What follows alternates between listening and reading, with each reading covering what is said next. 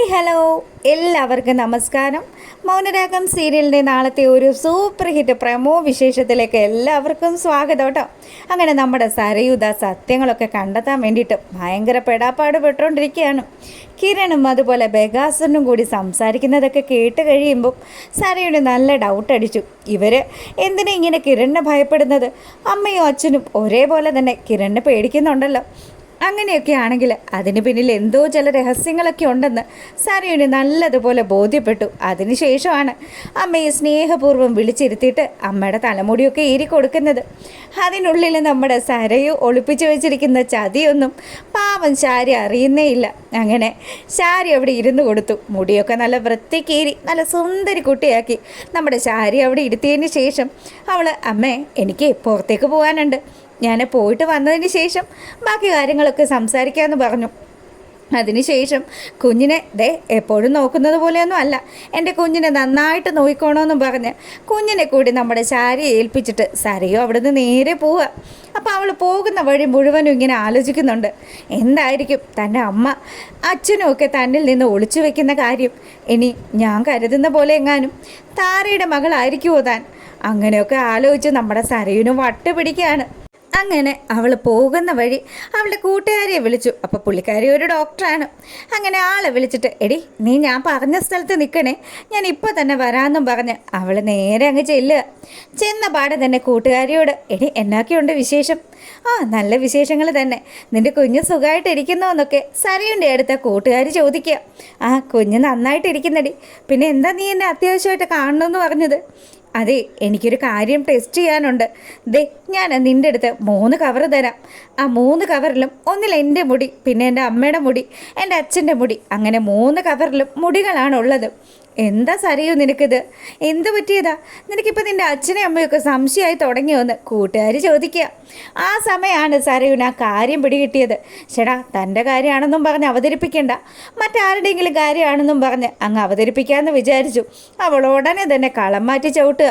അതെ എടി, അത് വിട്ടുപോയതാ, എൻ്റെതല്ല കേട്ടോ, എൻ്റെ അമ്മയുടെ അച്ഛൻ്റെ ഒന്നും അല്ല. ഇതേ എൻ്റെ ഒരു ഫ്രണ്ട് എൻ്റെ തന്നതാ. അവൾക്ക് ചില സംശയങ്ങളൊക്കെ ഉണ്ടടി. അവളുടെ അച്ഛനും അമ്മയും അവളുടേത് തന്നെയാണോ എന്നുള്ളൊരു സംശയം. അതുകൊണ്ട് നീ എങ്ങനെയെങ്കിലും ഒന്ന് ക്ലിയർ ചെയ്ത് തരണം. അവൾ ഈ കാര്യങ്ങൾ എന്നോട് പറഞ്ഞപ്പോൾ ഞാൻ പറഞ്ഞു എനിക്ക് ഇന്ന പോലെ ഒരു ഫ്രണ്ട് ഉണ്ടെന്ന്. അപ്പം നീ അതൊക്കെ ഡീൽ ചെയ്യില്ലേ? ഉറപ്പായിട്ടും നീ പേടിക്കൊന്നും വേണ്ട. എന്തായാലും ഉടനെ തന്നെ ഇതിൻ്റെ റിസൾട്ടൊക്കെ ഞാൻ അറിയിച്ചേക്കാട്ടോ.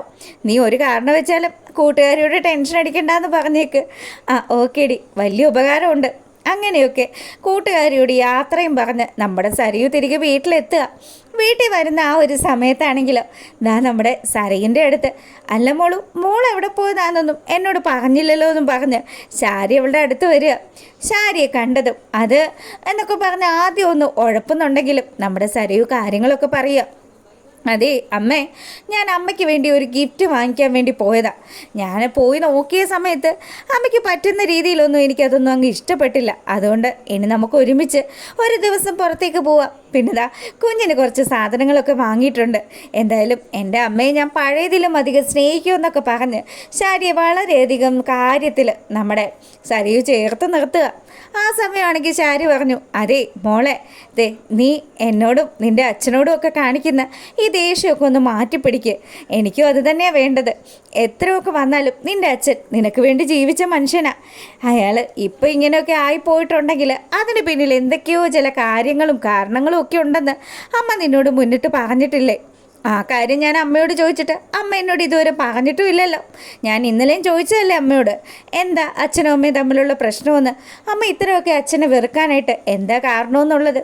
എന്നിട്ടും അമ്മ എന്നോട് മറുപടിയൊന്നും പറഞ്ഞില്ല. ആയിക്കോട്ടെ, എനിക്ക് ഒരേ ഒരു കാര്യം മാത്രം ആലോചിച്ച് സമാധാനമുള്ളൂ.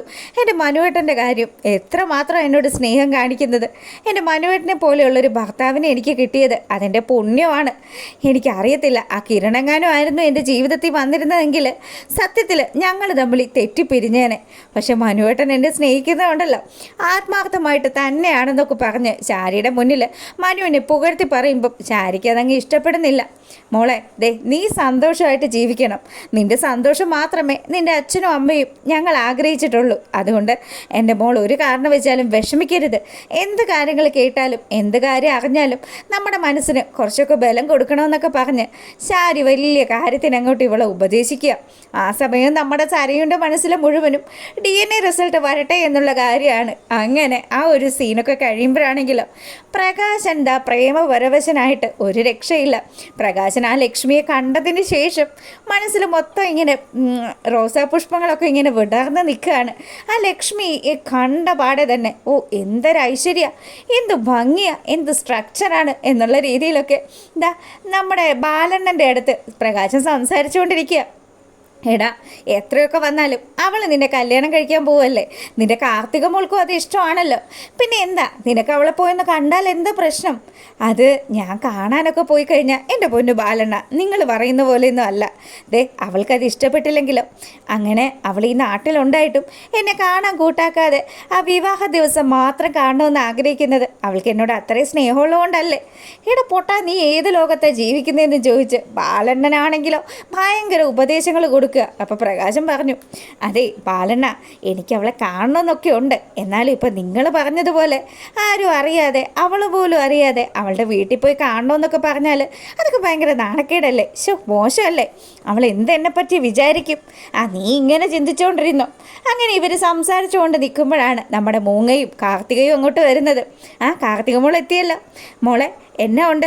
പോയിട്ട് കാര്യങ്ങളൊക്കെ ശരിയായോ എന്ന് ചോദിക്കുക. എല്ലാ കാര്യങ്ങളും ശരിയായിട്ടുണ്ടച്ചാ. പിന്നെ വിവാഹത്തിൻ്റെ കാര്യത്തെക്കുറിച്ച് അമ്മ ഇന്നലെയും വിളിച്ചപ്പോൾ ചോദിച്ചു, എന്താണ് അച്ഛൻ്റെ തീരുമാനമെന്ന്. എത്രയും പെട്ടെന്ന് തന്നെ എൻ്റെ മോള് പറഞ്ഞ ഡേറ്റ് അനുസരിച്ച് തന്നെ നമുക്ക് വിവാഹം നടത്താം. ഇനിയിപ്പോൾ ലക്ഷ്മിയെ നമ്മൾ പൈസ കൊടുത്ത് ഒതുക്കിയത് കൊണ്ട് ലക്ഷ്മിയുടെ ശല്യം നമ്മുടെ ജീവിതത്തിൽ ഉണ്ടാവില്ല. മൂങ്ങയും ഈ കാര്യമൊക്കെ കേട്ടുകൊണ്ട് അങ്ങനെ നിൽക്കുക. അപ്പോൾ കാർത്തിക വീണ്ടും പറഞ്ഞു, അച്ഛാ, അമ്മ ആഗ്രഹിക്കുന്നത് അച്ഛനെ ആ ഒരു വിവാഹ വേഷത്തിൽ കാണാനാണ്. അന്ന് മാത്രമേ അമ്മ അച്ഛനെ കാണുകയുള്ളൂ എന്ന് വാശി പിടിച്ചതിന് പിന്നിലും മറ്റൊരു കാര്യമുണ്ട്. അച്ഛനെ അമ്മ അത്രമാത്രം സ്നേഹിക്കുന്നുണ്ട്. ആ ഒരു രൂപത്തിലും ആ ഒരു വേഷത്തിലും അച്ഛനും അമ്മയും നേരിട്ട് കാണുമ്പോൾ അന്നേരം നിങ്ങൾക്കിടയിലുള്ള ആ ഒരു സ്നേഹം ഉണ്ടല്ലോ, ഞങ്ങൾക്ക് മക്കൾക്കൊക്കെ കണ്ടു തന്നെ അറിയണം. അതൊക്കെ ശരി തന്നെയാണ് മോളെ. എന്നാലും മോളുടെ അമ്മ എന്നെ കാണാൻ കൂട്ടാക്കാത്തതിൽ എനിക്ക് നല്ല വിഷമമൊക്കെ ഉണ്ട് കേട്ടോ. അത് സാരമില്ല അച്ഛാ, അമ്മയെ അച്ഛനെ കല്യാണ ദിവസം കാണാമല്ലോ, സങ്കടപ്പെടണ്ടെന്നൊക്കെ പറഞ്ഞ് കാർത്തിക പ്രകാശനെ ആശ്വസിപ്പിക്കുകയാണ്. ഇതൊന്നും അല്ല മോളെ, ഞാൻ എൻ്റെ ലക്ഷ്മിയെ എപ്പോഴേ കണ്ടിരിക്കുന്നു. അവൾ എത്രമാത്രം സുന്ദരിയാണെന്ന് ദേ നീ അറിയാണ്ട്, നിൻ്റെ അമ്മ പോലും അറിയാണ്ട് ഞാൻ അവളെ കണ്ടിരിക്കുകയാണെന്നൊക്കെ പ്രകാശൻ ഇങ്ങനെ മനസ്സിലാലോചിച്ചുകൊണ്ടിരിക്കുക. മൂങ്ങാമുത്തശ്ശിക്ക് ചിരി വന്നു. കാർത്തിക മോള് വിചാരിച്ച് വെച്ചിരിക്കുന്നത്, എടാ മോനെ, നീ അവളെ കണ്ടിട്ടില്ലെന്നാ. എന്തായാലും നീ അവളെ കണ്ടെന്നും അവളെങ്ങനെ ഇരിക്കുന്നു എന്നും ഒക്കെ നീ എന്നോട് വന്ന് പറഞ്ഞ കാര്യങ്ങളൊക്കെ ആലോചിച്ച് എനിക്കും ഭയങ്കര സന്തോഷമായടാ. എത്രയും പെട്ടെന്ന് എൻ്റെ മോൻ അവളെ ഇങ്ങ് കെട്ടിക്കൊണ്ട് പോരും. അതിനുശേഷം ഉണ്ടല്ലോ നമുക്ക് എല്ലാവർക്കും കൂടി നല്ല അടിച്ചു പൊളിച്ച് വിദേശത്തേക്കൊക്കെ പോകണം. ടൂറ് പോകണോടാ മോനെ. ചുമ്മാ ഈ ഇട്ടാവട്ടത്ത് കിടന്ന് കറങ്ങിയിട്ടൊന്നും ഒരു കാര്യമില്ല. ഈ വയസ്സാം കാലത്ത് ഭാനുമതി അമ്മയ്ക്ക് കോടീശ്വരിയാകാനായിട്ടുള്ള യോഗമൊക്കെ ഉണ്ട്. അത് തന്നെ എന്നൊക്കെ പറഞ്ഞ് ഇവരിങ്ങനെ സംസാരിച്ചുകൊണ്ട് നിൽക്കുക. അങ്ങനെ നമ്മുടെ പ്രകാശൻ ബാലനെയും കൂട്ടിയിട്ട് ലക്ഷ്മിയുടെ വീട്ടിലെത്തുക. അപ്പോൾ അവിടെ ചെന്നതും ലക്ഷ്മിക്ക് നമ്മുടെ പ്രകാശനെ കണ്ട് പ്രത്യേകിച്ച് പരിചയമൊന്നും ഇല്ലല്ലോ. ബാലനൊരു ഹായ് കാണിച്ച പരിചയമൊക്കെ ഉണ്ട്. അങ്ങനെ സംശയങ്ങളൊക്കെ ഉള്ളിലുള്ളത് കൊണ്ട് തന്നെ പോലീസുകാരെ വിളിച്ചു വരുത്തി പ്രകാശനെ കൊടുക്കുന്നതൊക്കെയാണ് നാളത്തെ വിശേഷത്തിലുള്ളത്. എന്തായാലും രാവിലെ ഫുൾ വിശേഷമായിട്ട് വരുന്നതായിരിക്കും. നിങ്ങൾക്കൊക്കെ ഇഷ്ടമാകുകയാണെങ്കിൽ ലൈക്ക് ചെയ്യാൻ മറക്കരുത്. അപ്പോൾ എല്ലാവർക്കും ഒരിക്കൽ കൂടി ഒരു പുതുവത്സരം ആശംസിച്ചുകൊണ്ട് നമ്മൾ വീഡിയോ വൈൻഡപ്പ് ചെയ്യാണ്. അപ്പോൾ ഓക്കെ, ഗുഡ് നൈറ്റ്.